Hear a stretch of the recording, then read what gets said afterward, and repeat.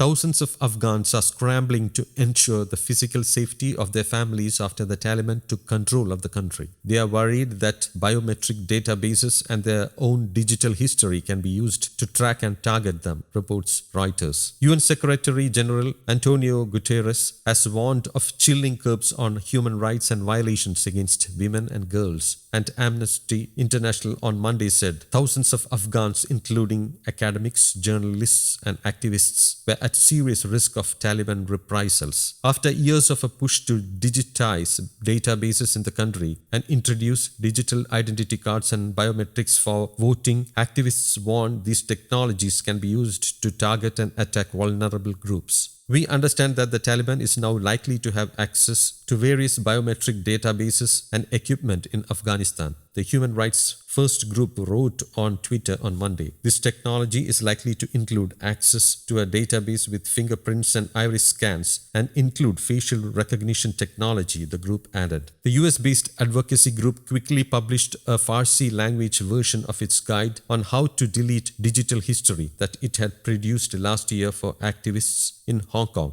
and also put together a manual on how to evade biometrics. Tips to bypass facial recognition include looking down, wearing things to obscure facial features, or applying many layers of makeup, the guide said, although fingerprint and iris scans were difficult to bypass. With the data, it is much more difficult to hide, obfuscate your and your family's identities, and the data can also be used to flesh out your contacts and network, said Welton Chang, Chief Technology Officer at Human Rights First. It could also be used to create a new class structure. Job applicants would have their biodata compared to the database, and jobs could be denied on the basis of having connections to the former government or security forces, he added. The most dire circumstance would be to use the data to target anyone who was involved in the previous government or worked in an international non-profit or was a human rights defender, he told the Thomson Reuters Foundation. Even 5 years ago, the Taliban was using government biometric systems to target members of the security forces, checking their fingerprints against a database, according to local media reports. On Monday, just hours after the militants rolled into the capital Kabul, there were fears that this was already happening. Taliban started door-to-door search for government officials, former security forces members, and those who worked for foreign non-profits, a Twitter user called Mustafa said on Monday,